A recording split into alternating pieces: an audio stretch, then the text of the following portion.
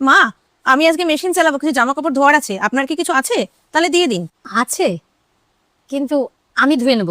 আরে মা, আপনি কেন ধোবেন? আমি তো ধুচ্ছি এগুলো, আমাকে দিয়ে দিন, আমি একবারে ধুয়ে দেবো।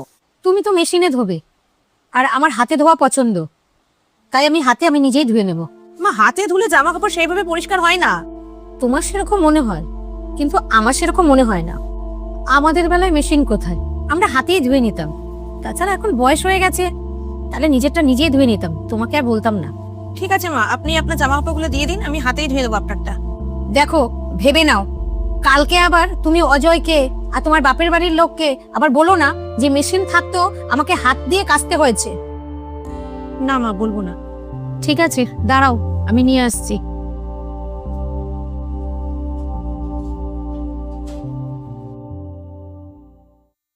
মা, কি করছো?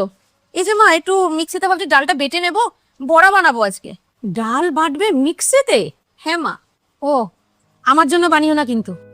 কেন, কি হয়েছে? কারণ মিক্সিতে ডাল বাটলে সেই বড়ার টেস্ট হয় না। তুমি যদি শিলনোড়ায় বাটতে পারো তাহলে করো, আর না হলে তুমি আমার জন্য করো না। শিলনোড়ায় ডাল বাটলে ডালের বড়ার টেস্টই হয় অন্যরকম। আরে মা, আমি বানিয়ে দিচ্ছি, আপনি একবার খেতে দেখুন, আপনি আঙ্গুল চাটবেন। না না, ওই মেশিনে বাটার জিনিস আমি খাবো না, তুমি খাও।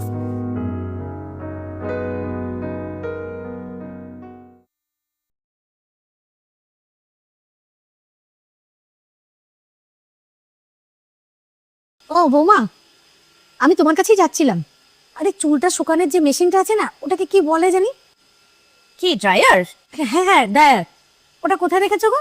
হ্যাঁ, ওটা ঘরেই আছে, আমার ড্রেসিং টেবিলের সামনে। আচ্ছা ঠিক আছে, তুমি তোমার কাজ করো, আমি দেখছি। ড্রায়ার? ড্রায়ার চাইলো কেন? তুমি তো মেশিনে ধোবে, আর আমার হাতে ধোয়া পছন্দ, কারণ মিক্সিতে ডাল বাটলে সেই বড়ার টেস্ট হয় না। তুমি যদি শিলনোড়ায় বাটতে পারো তাহলে করো, আর না হলে তুমি আমার জন্য করো না। হ্যাঁ, এটাই সঠিক সময় ওনাকে জবাব দেওয়ার জন্য। এটা কি করলে তুমি?